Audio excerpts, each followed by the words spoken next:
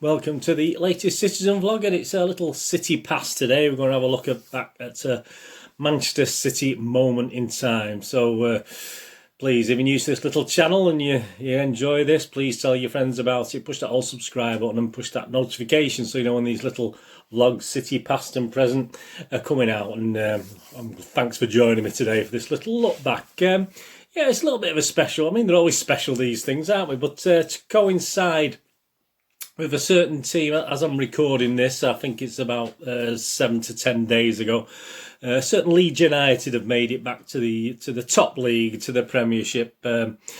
Obviously, so to sort of celebrate that, I'll just have a quick look at a moment in time, and we're going to concern the date, the 7th of September 1991. So we're going back almost 30 years. Oh God, it does make you feel old, doesn't it? Leeds United versus Manchester City on the 7th of September. Ellen Road the game. Barclays League Division 1. So we're going to have a look at that as our moment in time today. Yeah, a little bit about City 1991, 1992. I mean, it was it's going to be Peter Reid's first full season in charge. He actually took over the reins the previous November when Howard Kendall obviously left the club. He went back to his first love, did he? Or his wife, I don't know. Were we his mistress? And obviously Everton with his wife or whatever, I think. And obviously Mr. Peter Reid took over as player manager, so he's playing as well, and he would carry on playing this 1991-92 season. And he'd done quite well, hadn't he, in 1990-91? He kept us up in 5th place, so that was a really good place to be. Niall Quinn was leading the line. We just signed Keith Curl in the close season, etc. As usual, it was high hopes, weren't they? High hopes for this new season. And strangely enough, obviously early doors, it looked as though those high hopes were sort of justified. As City were riding by the 7th game for City. It was Leeds' 6th game. We played a game more than Leeds at the time. By this 7th game, we were actually second in the table behind our old enemy, of course. Not Liverpool, not the new enemy, our old enemy, Manchester United. And we'd only just had our first setback actually the week previously. We actually went to the reigning champions Arsenal, and we'd been beaten 2-1 despite putting up a good show. We deserved, probably most pundits probably thought we deserved a draw, but obviously we got beat 2-1 by Arsenal, sadly the week before. But we still went to Ellen Road second in the league. How about Leeds? How were they doing? Obviously Leeds had finished one place above City the season before, so that was their first season back. It had been City's second season back in the top league, and Howard Wilkinson was, of course, in charge. So again, as similar with City, there was high hopes for an optimism in the Leeds camp that both City and Leeds, obviously not just the fans, not just the people concerned, but the pundits were obviously thinking that both City and Leeds had a good chance of the title this season. Lee Chapman led the line for Leeds, and they were actually unbeaten up to this game. I said they played a game less than City, so they actually below City because they'd actually drawn 3 of their games. So despite playing a game less, it was just below City in the table as they approached this game. They also had a good draw at Old Trafford. Obviously, as I said, United were leading the table with City in second spot early doors. And they'd actually gone to Old Trafford and got a 1-1 draw lead, so that was really good for them. So it was a classic, wasn't it? It's a classic setup, wasn't it, for an early season title challengers game. You know, early see who was going to do it. And obviously 3 seasons before, we'd both been in the second divisions, you know, so it was quite a turnaround for both clubs. The lineups on the day, Leeds had Lukic, Sterland, Dorigo, Batty, McClelland, White, Strachan, Wallace, Chapman, McAllister, and Mr. Gary Speed. Little pictures, well, some little tributes to him on this vlog, little pictures as well there of that. City lined up Tony Colton, Hill, Poynton, Reid, Curl, Redmond, White, Ian Brightwell, Niall Quinn, Megson, and Brennan were the sort of starting lineup for City. Well, the game, yeah, we went on. Let's have a look at the game. I mean, well, City's titles credentials were really severely tested, weren't they, early doors? And in the end, it turned out to be, unfortunately, a comfortable win for Leeds by 3-0. The headlines on the day: Leeds looked the more likely lads. We'll talk about that later on. Reid on the spot. Boss takes the blame. I paid the penalty, says Peter. Blunder ends City comeback. Yeah, for thoughts on the game, obviously, I'm gonna turn to Paul Hince. I mean, I've got 3 or 4 match reports, but obviously, I'm going to turn to Paul Hince's match report in the Manchester Evening News. And he went on to write, the wheels finally fell off Peter Reid's mean machine at Ellen Road on Saturday. Manchester City will have to be big enough to take it on the chin. For the fact is, for the first half at least, they were outthought and outbought by a Leeds United outfit, which on this form will give any side in the First Division a run for their money this season. Howard Wilkinson's strong and talented team thoroughly deserved their victory. There can be no doubt about that. But the Blues didn't so much lose to Leeds as to hand their opponents 3 gift-wrap points in 35 minutes of madness. That opening period was torture under the sun for Reid and his players, as the organisation and their discipline, which had taken the Main Road men into second spot, evaporated in the heat. The Blues had already survived a series of hair-raising near misses before the excellent Tony Dorigo took advantage of a poorly cleared corner to blast Leeds ahead with an unstoppable half volley. And there was every danger that defeat of embarrassing proportions was on the cards when the hard-working David Batty was allowed to control Gordon Strachan's right-wing cross and whip it in an angled drive. Oddly enough, Leeds' new England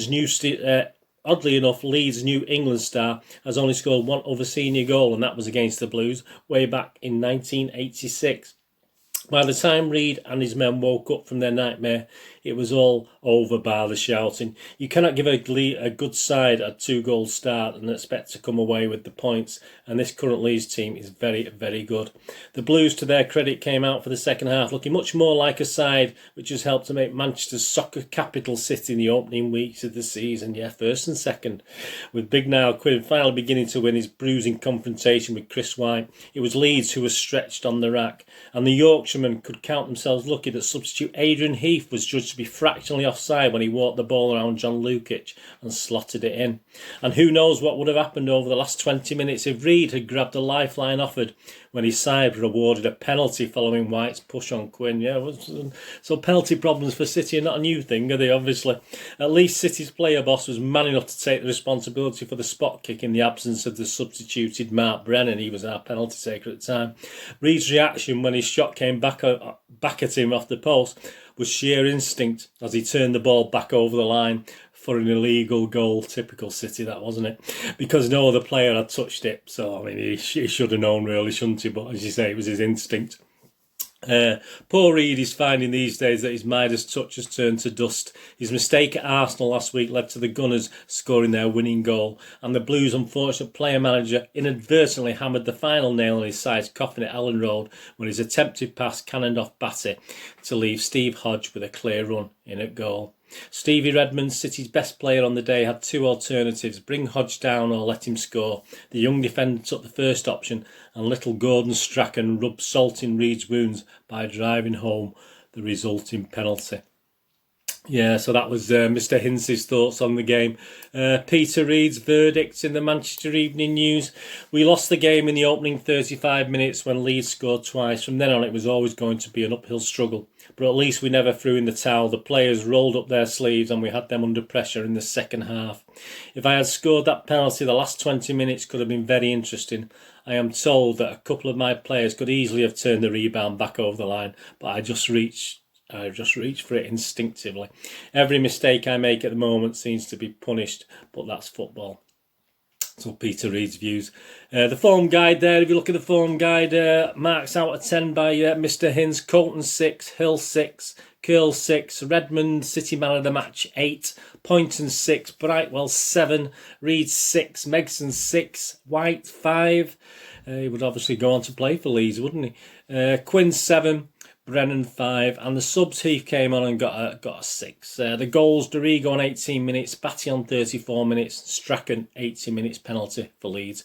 Bookings on the night: White for Leeds, Quinn, White and Heath for City. So again, we're getting more bookings in the opposition. That's not unusual, is it?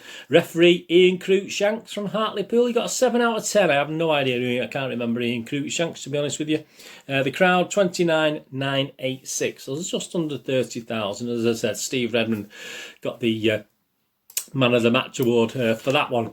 And we've got some other First Division results as well, which I'll go through from the day on the little scrapbooks, and quite interesting reading.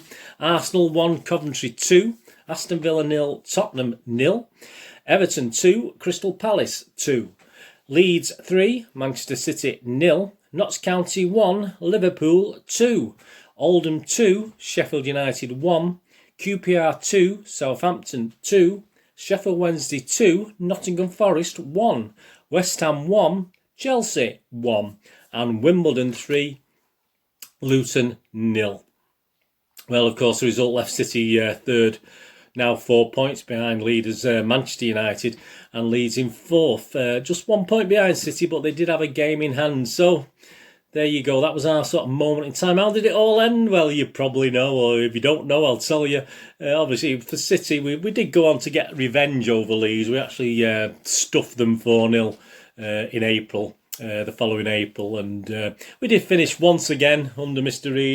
Reid's guidance, fifth in the league. So we missed out on Europe, etc., etc. But we did finish fifth that season. How about Leeds? Well, there we go. You may not know this as a City fan, but the 4-0 defeat, obviously, we did over Leeds at Main Road in the April. Obviously, did United a massive favour. They were competing by that time with Leeds at the top of the table, so that was a wonderful favour for United. Not like us, is it, to do that?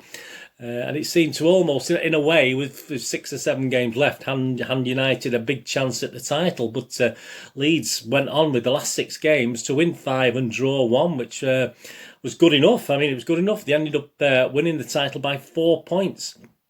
So they actually won that title that year. So that was a good year for Leeds, wasn't it? It was an interesting moment in time that we met so early, and obviously we finished fifth. But Leeds went on to actually win the championship, obviously the last time they did so. And they actually finished 12 points above City that season by the end. So we were 12 points behind. It was 3 points for a win by that time. So not perhaps as bad as all that. So yeah, as the headline back in September stated, Leeds looked the more likely lads, and how prophetic that was. Obviously, they were going on to actually win the league.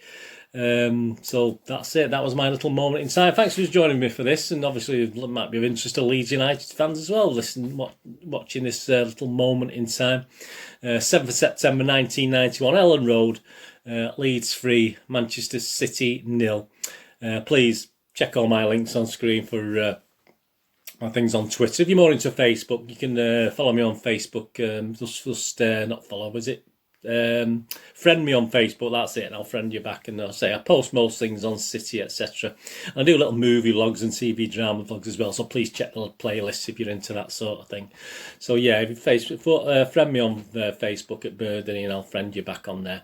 And please, if you ever get a chance to look at my little movie website where I do a little business on there for old rare DVDs, movie posters and board games, that'll be fantastic. Thumbs up to you.